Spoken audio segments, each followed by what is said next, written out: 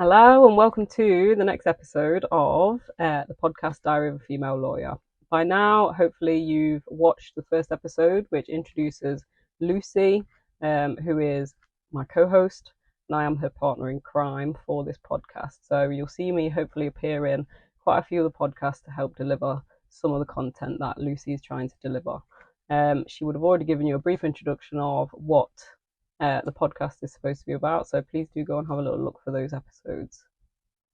So my name is Natalie Robinson. I am said partner in crime. I know that from Lucy's first episode, she introduced me as a powerhouse. Prepare to be underwhelmed is all I can say.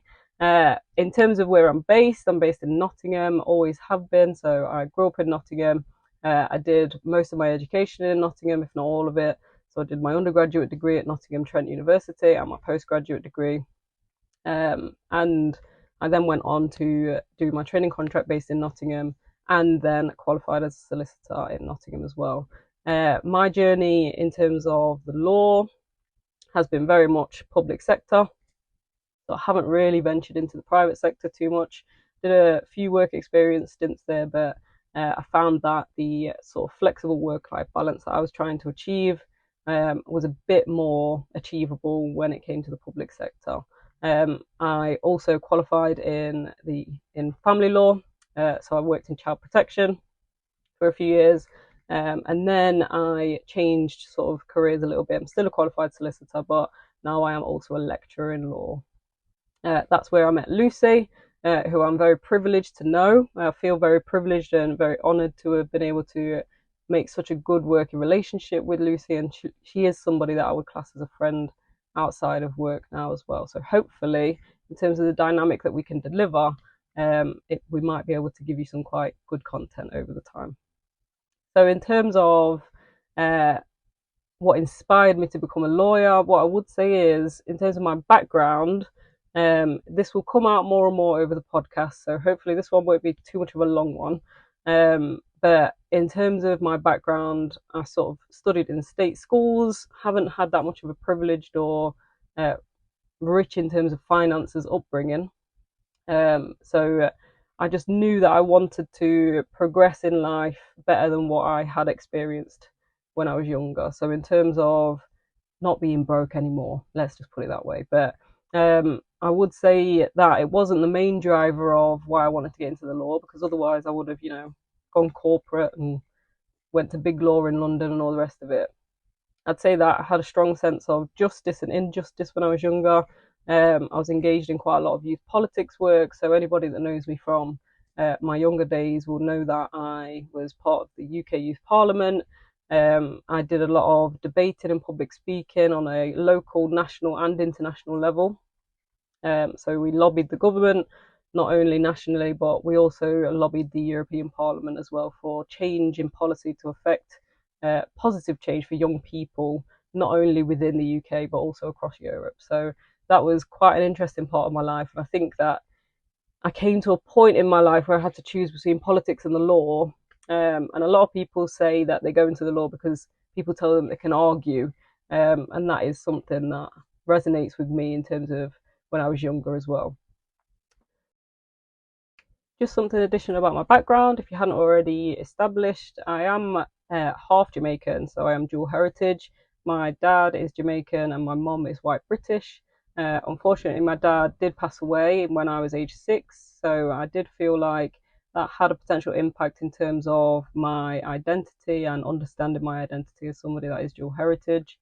Um, Fast forward into now, I just wanted to let you know that I also have a dog, just like Lucy. So Lucy's got a Frog, which is French Bulldog and Pug, as she's already described.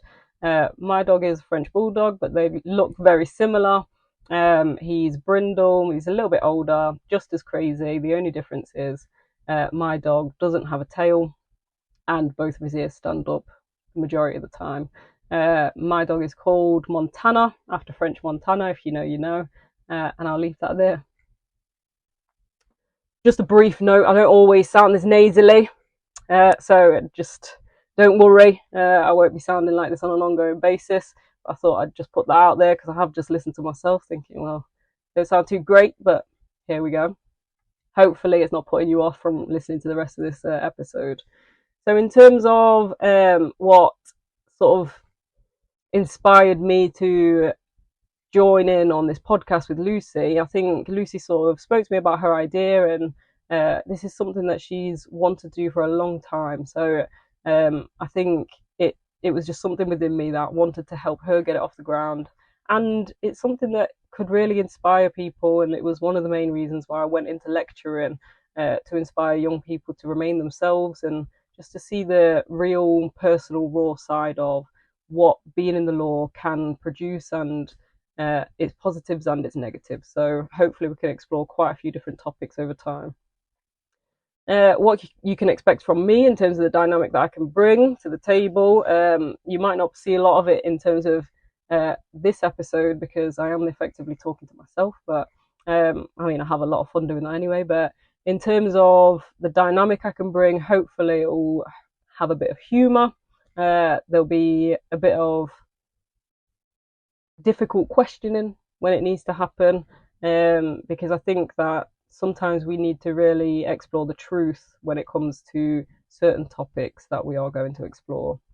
We'll always have a professional tone. We aren't really the type of people to be negative if it's not warranted. So hopefully it will still be an uplifting podcast for anybody that wants to join in and get engaged. So I'm also looking forward to the future in terms of having some guest speakers, and even a Q&A session. So hopefully if anybody's that interested, please do let us know if you want to engage in any of our content in terms of being part of the podcast, but also engaging in that Q&A whenever we have that session as well. So in terms of being a woman in working in the law and in the legal industry, I'd say that I've faced a few challenges. So when I first was qualified, I'd say that in terms of how I present, maybe, when I first had my experience of going to court, the perception that everybody had was that I was the mother in the case, or that I was the social worker. And then finally I had to introduce myself as the lawyer who is presenting the case today. So maybe that was to do with being so young, or, you know, different perceptions that people might have of people. But it's never deterred me from going on to strive and achieve what I needed to achieve. And hopefully we can inspire some people in the same way.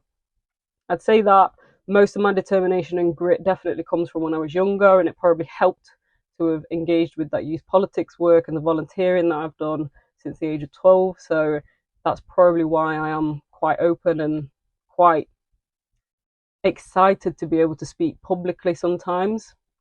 That's something that I tell a lot of my students, that being anxious and excited can often have the same sort of physiological response. So let's turn it into a positive and see if you can actually harness some of those feelings when it comes to crunch time. In terms of my own specific interests, like I've already mentioned, I quite like work-life balance. I'm quite interested in volunteering and giving you time for free, but also mentorship. So quite a lot of my alumni students that have left already, I still mentor them on a basis where I still want to see them progress regardless of what institution they're studying at. I also engage in my own sort of mentoring, so we'll probably come on to this kind of stuff later on, but I've engaged in the judicial reverse mentoring scheme as a solicitor, and I had a mentee that is a judge that I now class him as a close friend now as well. So those initiatives are really good to get involved in if anybody's interested, and hopefully we'll get to talk about some of those a bit more as time goes on. In terms of a bit about myself, not just me as a lawyer, because this is what I sort of bang on to everybody about all the time, to make sure that you hold on to your hobbies and your creative side. You can probably see an easel behind me, so I quite like to paint sometimes when I've got the time. Watercolour is my favourite thing to do, but some of you are probably tuning out now thinking this is getting a bit boring. You can see all of the colourful books behind me. I'm a bit of a hoarder in that sense. Most of those books are from when I was at university on my undergraduate and my postgraduate degree, and some others that I've collected over time. May not read them all, but gives me a sense of feeling productive is all I can say. But also they are very interesting, and I do think that I've always wanted accessibility to books in terms of generally in my life. So I think that that's probably come from a deeper place. And libraries not staying open, etc., because of budget funds and all the rest of it. But I digress, so we can get into that another time. I do like to stay fit when I can. At the moment, I'm losing breath even just giving this podcast episode, but that's because I am a little bit under the weather. But I have historically quite liked running, cross country, and things like that. I do quite like to just chill out and watch a true crime documentary, and hopefully in the upcoming podcast episode for the Halloween special, if we can get around to it, hopefully you'll be able to hear about some of our favourite true crime documentaries that we will give you a run through of. In terms of any sort of habits that keep me grounded as a lawyer, as you can tell, I'm following some questionable bullet points for myself, so that might be a blooper, or Lucy will probably leave it in. So in terms of things that keep me grounded, I'd say that I like mindfulness. I think that engaging in therapy outside of work, just on an ongoing basis, rather than when it comes to crisis point, is something that is really important to me as well. And it keeps me grounded just in terms of what's actually important in life, and making sure that I don't actually sort of sink my own ship when I don't need to. So in terms of going forward, hopefully if you liked this episode, and if you liked Lucy's introductory episode, if you've got any questions, please do ask us anything that you have to ask. Anything personal that I haven't necessarily touched on in terms of getting a little bit deeper, hopefully that stuff will come out in future episodes. And if you ask, you shall receive. I am quite an open book. It is just a little bit unusual sort of talking to myself, I suppose. So if anybody wants to bounce any ideas around, you are more than welcome to. Please do encourage your friends, tell a friend to tell a friend, follow, subscribe, like, all the rest of it on all of the platforms that Lucy has managed to get the Diary of a Female Lawyer on. And hopefully we will be able to get more and more exciting, interesting guests on for you to hear from. So that concludes my episode introducing myself. Hopefully you found it a little bit interesting and not too boring. I haven't spoken on for too long, but I think that covers everything. So that was one take.